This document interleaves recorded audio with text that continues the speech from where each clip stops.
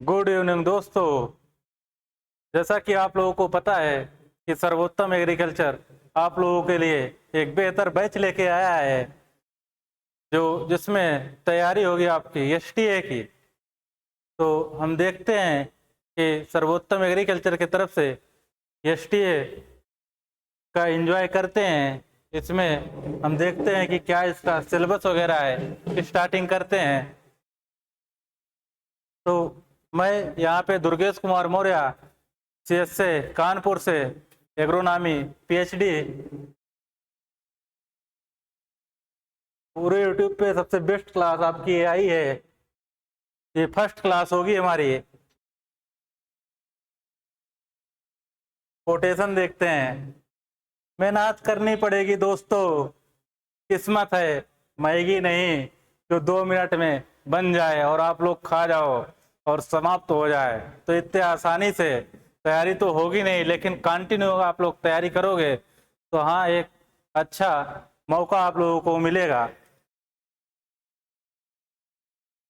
Syllabus की तरफ हम बढ़ते हैं और देखते हैं कि कृषि का सिलेबस क्या है, एग्रीकल्चर सब्जेक्ट का सिलेबस क्या है या एग्रोनॉमी का सिलेबस क्या है। तो जैसा कि आप लोगों को पता होगा कि जो एसटीए का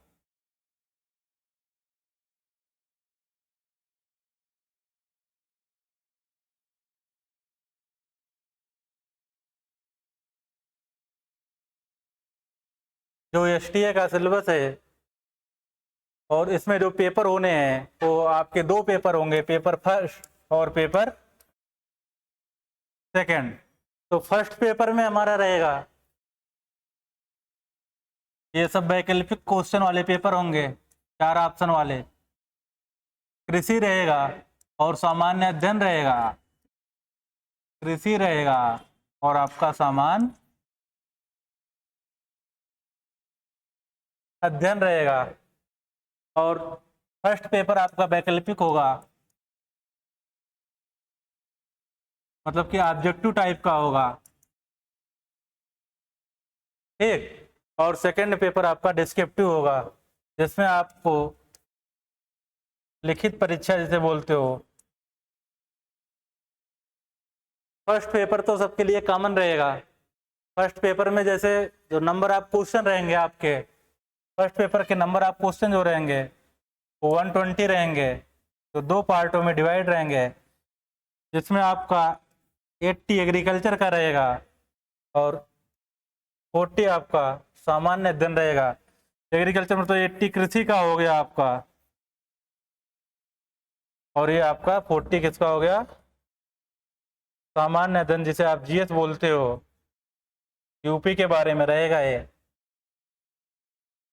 अब इन 80 क्वेश्चन, जो 80 क्वेश्चन है, ये कृषि वाले जो आपके हैं, इसमें आपका जो सब्जेक्ट रहेगा वो आपका एग्रोनॉमी रहेगा। एग्रोनॉमी रहेगा, सॉयल साइंस रहेगा, जीपी भी आपकी रहेगी, एक्सटेंशन रहेगा, एंटोमोलॉजी रहेगी, पैथोलॉजी रहेगी। और इसके अलावा आप अगर देख सकते हो तो मेजर सब्जेक्ट अगर आप देखना चाहोगे तो एग्रोनॉमी और सॉइल साइंस आपके बनेंगे, क्योंकि पिछले साल जो पेपर हुआ था या जो इसकी वैकेंसी आई थी, तो उसमें जो नंबर ऑफ क्वेश्चन अधिकतर पूछे गए थे आपके इस एसटीए की वैकेंसी में, तो नंबर ऑफ क्वेश्चन आपके एग्रोनॉमी और सॉइल साइंस के ज़्यादा थे। तो इसी बेसिस पे हमें इसी सब को देखते हुए हमें तैयारी करनी है कि नंबर ऑफ क्वेश्चन जो हैं सबसे ज़्यादा किसके आ रहे हैं, और मोस्ट फोकस जो करना है उसी पार्ट पे हमें करना है। तो हम देखते हैं कि जो सिंगल क्वेश्चन रहेगा, टोटल तो 120 क्वेश्चन हो जाएंगे आपका, और जो सिंगल क्वेश्चन रहेगा उसके जो मार्क्स रहेंगे 2.5 मार्क्स रहेंगे सिंगल क्वेश्चन के, और टोटल नंबर ऑफ मार्क्स इसके जो हो जाएंगे वो 300 मार्क्स हो जाएंगे 120 क्वेश्चन के। तो अब हम सिलेबस की तरफ बढ़ते हैं। सिलेबस में सिलेबस में हम देखते हैं एग्रीकल्चर सब्जेक्ट क्या सिलेबस क्या है। तो एग्रीकल्चर में एग्रोनॉमी सभी लोगों को पता होगा कि एग्रोनॉमी क्या होता है और उसके फादर कौन है। जैसा कि आप लोगों को पता होगा कि एग्रोनॉमी के फादर पीटरो डे केसंजी जी हैं। तो इसमें हम देखते हैं कि क्या क्या आपका टॉपिक है। तो फर्स्ट देखते हैं फसल वितरण एवं उत्पादन के पर्यावरणीय कारक। जो आपका फसल है या उसका जो प्रोडक्शन है, इन्वायरमेंट फैक्टर क्या क्या है।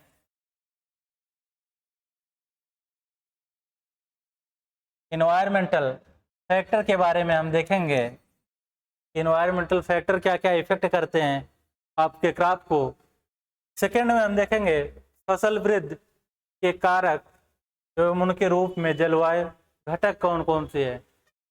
तो उसकी क्या क्लाइमेटिक कंडीशन है, किस क्लाइमेटिक कंडीशन में क्रॉप की हमारी ग्रोथ कैसी होगी। जैसे आप लोगों को पता होगा कि खरीफ की कुछ फसल होती हैं, कुछ रबी की होती हैं।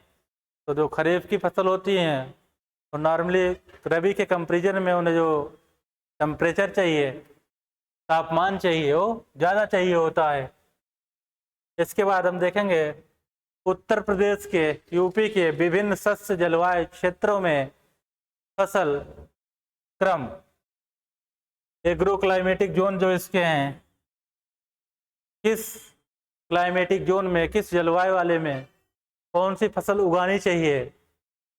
तो हम देखेंगे जैसा कि अगर हमें देखना हो कि हमारे इंडिया में एग्रो क्लाइमेटिक जोन कितने हैं। एग्रो क्लाइमेटिक जोन जिन्हें आप हिंदी में बोलोगे शस्य शस्य जलवायु खंड कितने हैं आपके प्लानिंग कमीशन के अकॉर्डिंग। जो हमारे शस्य जलवायु जोन है वो 15 है। और यूपी में अगर हम देखें कि एग्रो इकोलॉजिकल जोन कितने हैं। एग्रो इकोलॉजिकल जैसे आप हिंदी में बोलोगे शस्य पारिस्थितिकी, शस्य पारिस्थितिकी बोलोगे तो पहले ये 9 हुआ करते थे, लेकिन प्रेजेंट टाइम पे जो हैं वो हमारे 8 ही हैं। तो ये क्वेश्चन बहुत बार पूछा जाता है कि कृषि पारिस्थितिकी खंड कितने हैं यूपी में, तो हमारे 8 हैं। अगर वो पूछे कि इंडिया में कितने हैं तो हमारे एग्रो क्लाइमेटिक जोन वो 15 है। ये भी किसके अकॉर्डिंग है, प्लानिंग कमीशन के अकॉर्डिंग है। प्लानिंग कमीशन के अकॉर्डिंग है, ICAR के अकॉर्डिंग दूसरा है 131 पहले हुआ करते थे, जो प्रेजेंट टाइम पे 127 है। अगर एग्रो इकोलॉजिकल जोन आप देखना चाहो, कृषि पारिस्थितिकी जोन अगर आप देखना चाहो तो 21 हुआ करते हैं। तो हम डिस्कस करेंगे इसके बारे में आगे। अभी तो हम अपने टॉपिक के बारे में धीरे धीरे देखते हैं कि इसमें क्या क्या पढ़ना है हमें। जैसे टिकाऊ फसल उत्पादन, जैसे टिकाऊ मतलब हो गया सस्टेनेबल फार्मिंग जिसे बोलते हो या सस्टेनेबल क्रॉपिंग बोलते हो। इन सब के बारे में हम पढ़ेंगे। बहुफसली खेती जिसे मल्टीपल क्रॉपिंग बोलते हो, बहुखंडी हो गई, रिले क्रॉपिंग हो गई। रिले क्रॉपिंग जो कि आपकी रिले रेस से रिलेटेड है। तो रिले क्रॉपिंग में हम क्या देखते हैं कि इसमें एक क्रॉप को हार्वेस्ट करने से पहले दूसरे क्रॉप की हमें सोइंग उसमें कर देनी है, उसी को आप नॉर्मली रिले क्रॉप बोलते हो। जैसे आप लोग अगर रिले क्रॉप का एग्जांपल अगर देखना चाहो तो गांव वगैरह में देखे होंगे कि जो हमारा धान होता है, जो हमारा धान होता है तो उसकी हार्वेस्टिंग से पहले हम क्या करते हैं कि बहुत सारे हमारे फार्मर होते हैं जो उस पर हार्वेस्टिंग के पहले उसमें बरसिंग के सीड को ब्रॉडकास्ट कर देते हैं। तो हमारा रिले क्रॉपिंग का वो एग्जाम्पल हो जाएगा। सफसली खेती देखेंगे हम, उसके महत्व वगैरह के बारे में देखेंगे।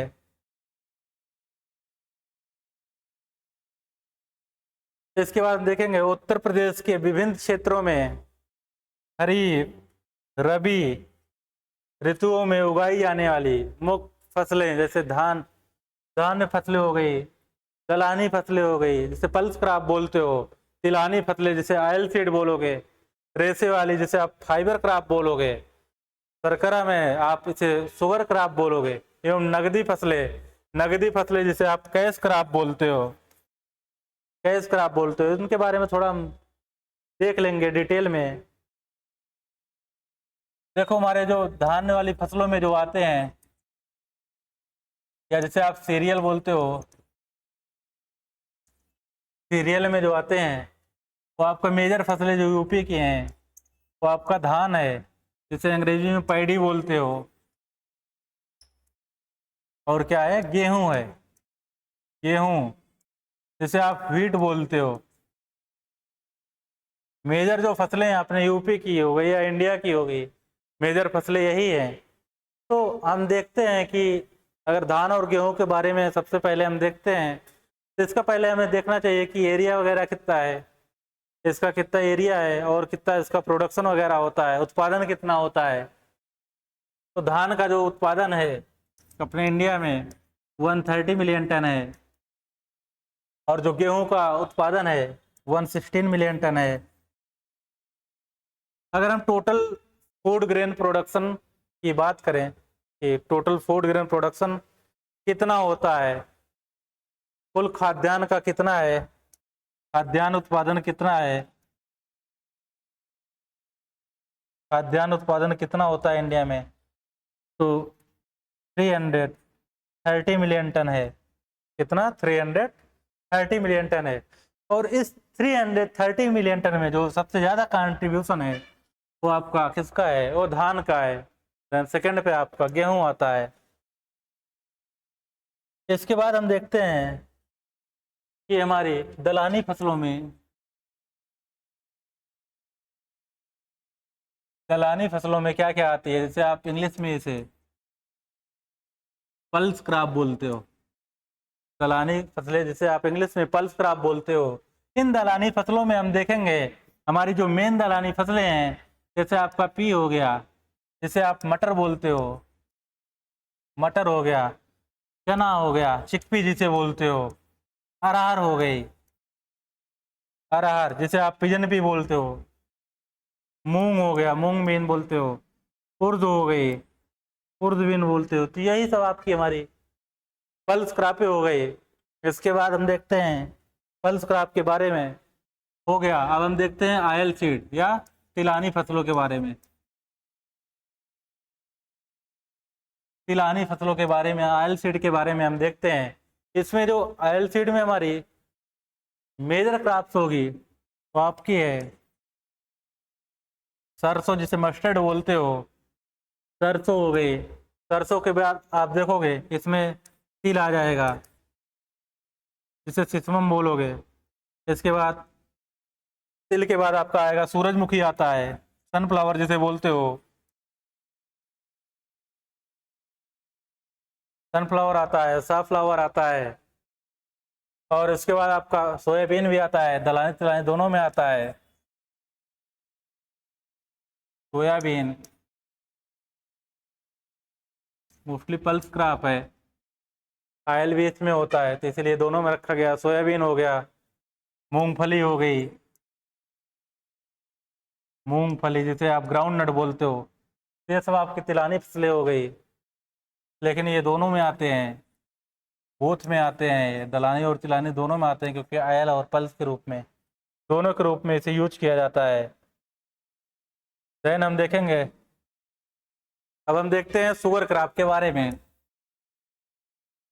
शुगर क्रॉप या जिसे आप हिंदी में इसे शर्करा बोलते हो, तो मेजर जो हमारी शुगर क्रॉप है या शर्करा वाली क्रॉप है वो आपका जो मेजर देखा गया है वो शुगर केन ही है, शुगर केन जैसे आप हिंदी में गन्ना बोलते हो, क्या बोलते हो, गन्ना बोलते हो। बड़े चाव से इसे आप तोड़ते हो और खाते हो, वही है आपका शुगर केन हो गया।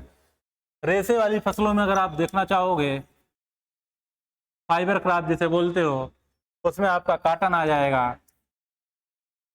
काटन आ जाएगा, जूट आ जाएगा, सनई आ जाएगी। ये सब आपकी किस में आती है, रेसे वाली फसलों में आपकी आती है। अब हम पीछे चलते हैं, उसमें देखते हैं कि क्या क्या हमारा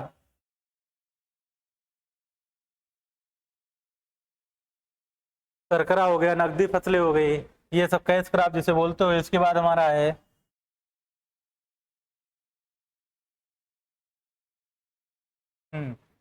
कृषि वानिकी एवं सामाजिक वानिकी, जिसे आप फॉरेस्ट्री बोलते हो। इनमें आप देखोगे कि वानिकी में पौधों के विभिन्न प्रकार कौन कौन से हैं, उनकी विशेषता क्या है, उसके गुण क्या है, कैरेक्टर क्या है, इसके बारे में हम पढ़ेंगे उसमें। देन आप देखोगे खरपतवार और उसकी विशेषता देखोगे। खरपतवार जिसे आप बोलते हो इंग्लिश में खरपतवार, खरपतवार जिसे आप इंग्लिश में बोलते हो बीड मैनेजमेंट बोलते हो।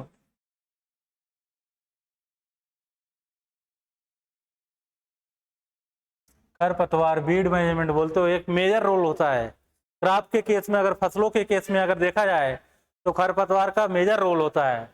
जो यील्ड का नुकसान होता है, जो हमारी हानि होती है प्रोडक्शन की, अगर इससे देखा जाए तो खरपतवार से एक ऐसा है जिससे 33%, 33% जो लॉसेज होते हैं एग्रीकल्चर में वो खरपतवार से होते हैं। तो मेजर रोल आपका खरपतवार का भी है।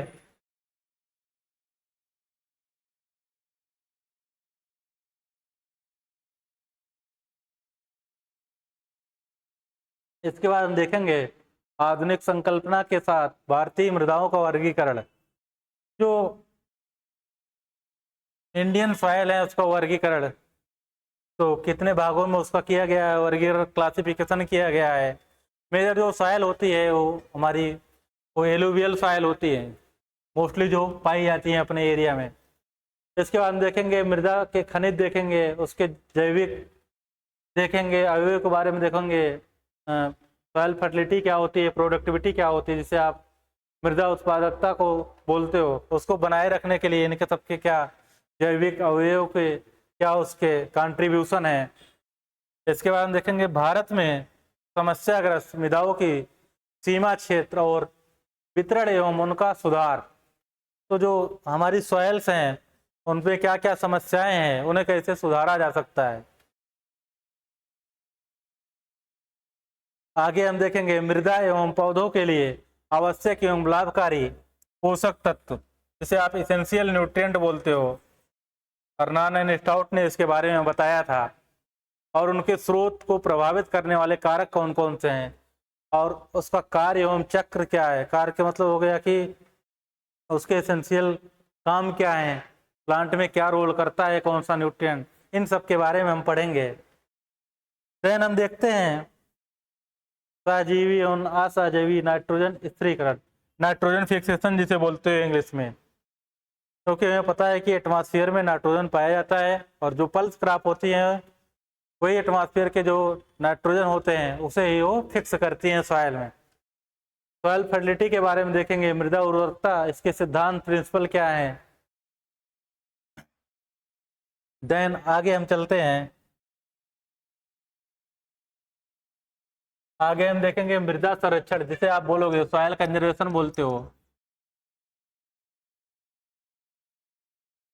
भाई आप खेती कर रहे हो, खेती कर रहे हो, सॉइल का उसमें लॉस भी हो रहा है, कटाव वगैरह होता है तो सॉइल का लॉस होता है, तो उसका संरक्षण करना तो बहुत जरूरी है। अगर आप इस पे ध्यान नहीं दोगे, भूमि पे अगर ध्यान नहीं दोगे तो डे बाय डे हमारा सॉइल का लॉस होता रहेगा और एक दिन ऐसा आ जाएगा कि सॉइल हमारी फर्टाइल बचेगी ही नहीं, उस पर खेती कैसे हम लोग करेंगे। एवं जलागमन के आधार पर उनकी क्या क्या योजनाएं हैं। शुष्क कृषि, ड्राई लैंड एग्रीकल्चर जिसे बोलते हो, एवं इसकी समस्याएं क्या हैं। उत्तर प्रदेश के वर्षा आधारित खेती के क्षेत्र में कृषि उत्पादन को स्थिर करने की तकनीक, उसमें कुछ टेक्निक्स हम देखेंगे, कुछ टेक्निक्स हम उसमें देखेंगे। देन हम देखते हैं जैविक खेती की आवश्यकताएं एवं उनका महत्व, ऑर्गेनिक फार्मिंग का क्या आवश्यकता है, ऑर्गेनिक फार्मिंग की क्या आवश्यकता है, कोई आवश्यकता है कि नहीं है या ऐसे ही चल रहा है। तो ऑर्गेनिक फार्मिंग जो है हमें केमिकल के तरफ से ऑर्गेनिक की तरफ जाने को मेन फोकस किया जा रहा है। आप लोग देखे होंगे कि बहुत सारे ऑर्गेनिक फार्मिंग की बहुत सारी योजनाएं भी चलाई गई हैं, प्रोग्राम्स भी चलाए गए हैं। हमारे पीएम भी इस पे काफ़ी फोकस कर रहे हैं। देन हम देखेंगे सिंचाई, इरिगेशन मैनेजमेंट देखेंगे। सिंचाई इरिगेशन मैनेजमेंट के बारे में देखेंगे एवं जल निकास, जिसे आप ड्रेनेज बोलते हो,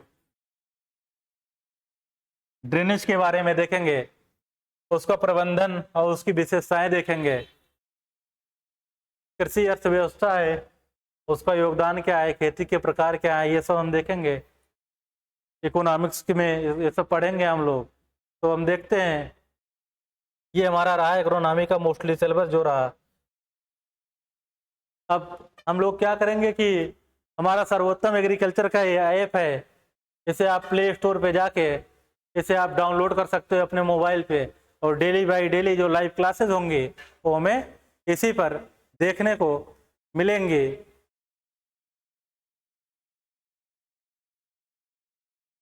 थैंक यू।